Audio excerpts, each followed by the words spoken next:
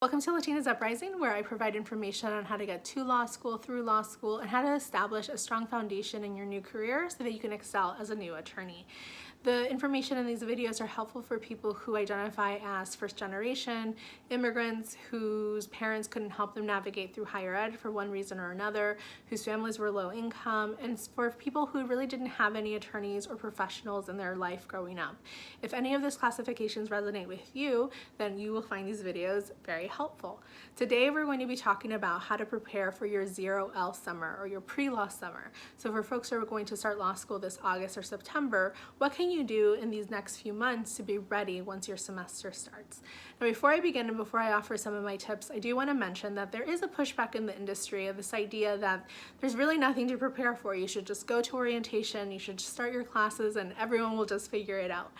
And that's true for the most part. I'm certainly not going to encourage that you drop a lot of money to take a course or a boot camp. I really don't encourage that at all. But I do think that there are things you can do to really get prepared, both about the cultural shift you're going to experience and some of the expectations that will suddenly be placed upon you when you enter this new industry that is really wild. It's a really wild industry. So I do think there's things that you can do to be mentally prepared. And I always describe my experience, my 1L year especially, it was like fumbling in the dark, looking for the light switch, because I had no clue what was happening. And every time I tripped, because I was tripping and stumbling constantly, it was just dumb luck that I was tripping up the stairs rather than down. That's really how I describe my law school experience. It was horrible, and I don't really want that for anyone else, and so that's why I'm sharing this information with folks and hoping that it helps people along the way. Whether you think that you need to prepare for your 0L summer or not, here are some things that I think could be helpful either way. Take what works and leave the rest. So the first is that I do think you do have to do some light reading. If your school's giving you a syllabus, if they're giving you some recommended reading, certainly look into that. But I do think there are 3 books that are really important. The first one, I don't have my copy anymore, but it's called Getting to Maybe. It's a classic law school book and helps you understand how you should be assessing case law so that when you're speaking about the cases, that's annoying, so that when you're speaking about the cases, you're not thinking automatically the answer is yes or the answer is no, or yes, the law was violated, no, it wasn't. You're actually looking at the case law and figuring out how to apply the facts so that it could be yes or it could be no. Getting to maybe. And that's really what's vitally important, how to figure out to do when you are starting law school, because that's how you're going to be graded on your exams, is whether you can actually get to maybe. So that book is just super classic, important, and if you can get a hands on a copy even in the library, I think you could really, it would help you as you prepare for your first semester.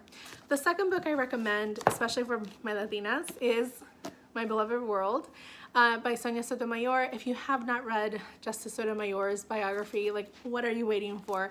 It's just full of gems and lessons.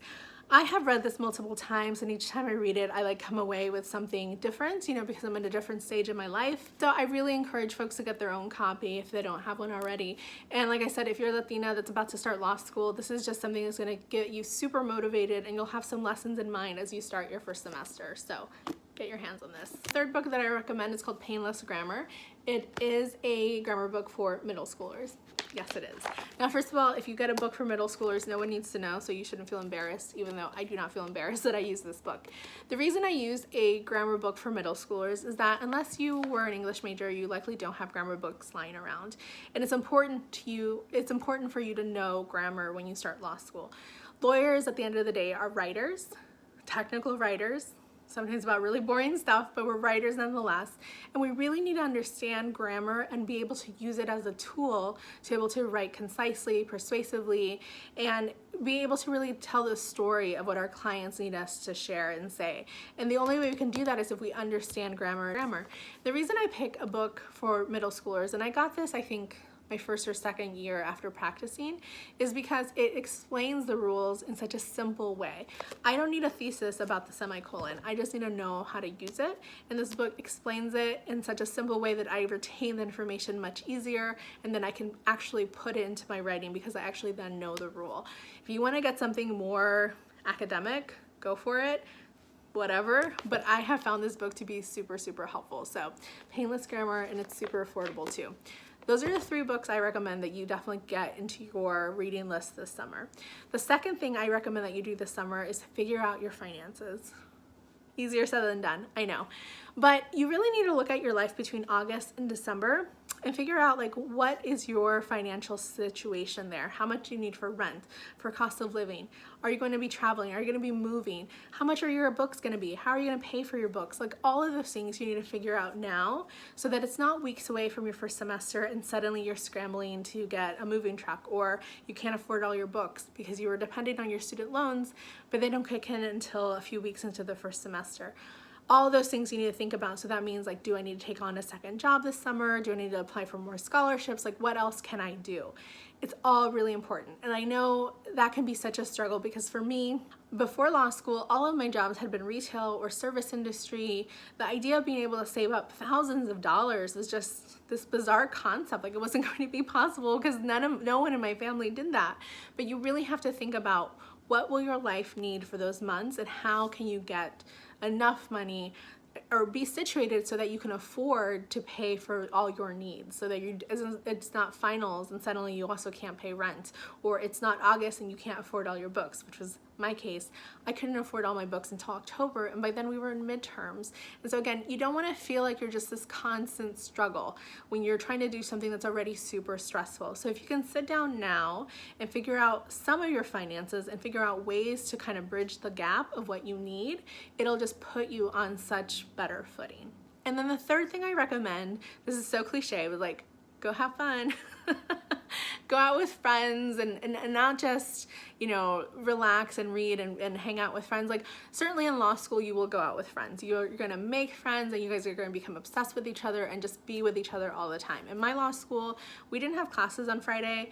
So on Thursdays, we went to this thing called Bar Review, which everyone just went to bars and got hammered. Like you're gonna go out plenty of time.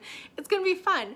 But before that, you should really think about this summer as a time so you can hang out with friends who are not part of the law school process, hang out with family, do things in the hometown, maybe if that's where you're staying, that you can enjoy before you move. Because once you move on to this new chapter in your life, things will be different. But also, I really encourage that this summer you try to find something that's considered a healthy habit to fall back on when things get stressful. So if you've always wanted to try yoga, if you used to be a runner and stopped doing that in college and want to pick it back up, things like that can form healthy habits so that when things get stressful in law school, you have those to fall back on.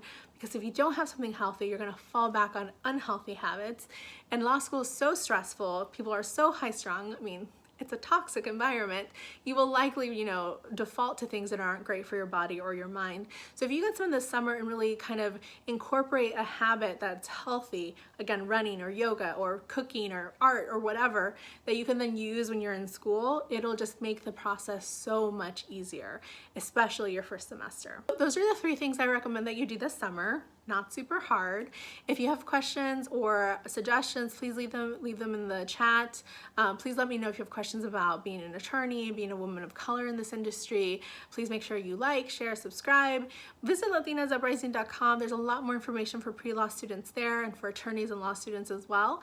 And I will see you in the next video. Bye.